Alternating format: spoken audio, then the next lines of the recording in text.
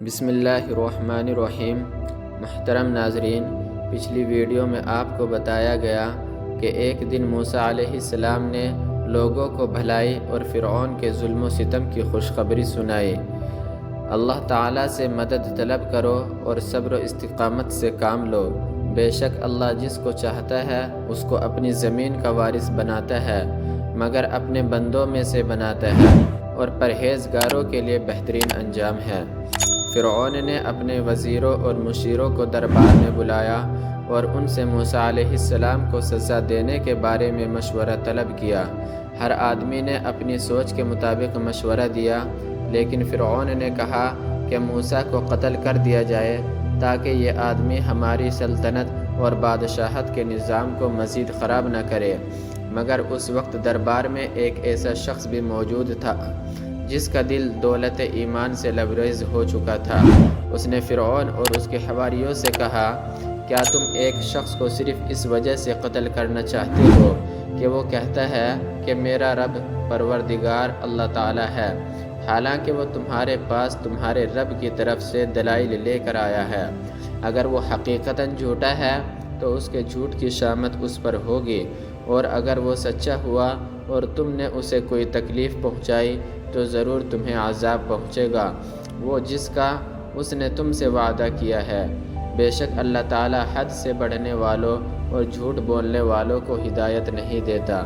فرعون اور اس کے وزیر مشیر اتنی نشانیوں کے باوجود عقل کے اندھے رہے، اور انہوں نے آپ علیہ السلام کو قتل کرنے کا پورا منصوبہ تیار کر لیا اور اس نیک شخص کی ایک بھی بات نہ سنی۔ یہی نہیں، موسیٰ علیہ السلام کی قوم بنی اسرائیل پر ظلم کا پہاڑ توڑ دیا گیا۔ محترم ناظرین، ادھر اللہ تعالیٰ کی طرف سے فرعون کی قوم پر 5 بڑے عذاب آ گئے کہ ادھر فرعون کے محل میں بڑی رازداری سے موسیٰ علیہ السلام کے قتل کی سازش طے ہوئی اور بنی اسرائیل پر ظلم و ستم کی مشق تیز کر دی گئی۔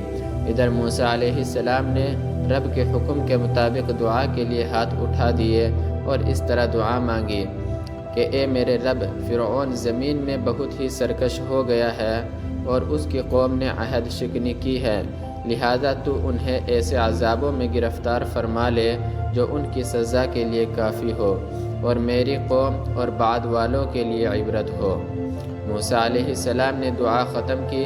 ادھر تقدیرات الہی نے فرعون اور اس کی قوم پر 5 بڑے عذاب بھیجنے کا فیصلہ فرما دیا۔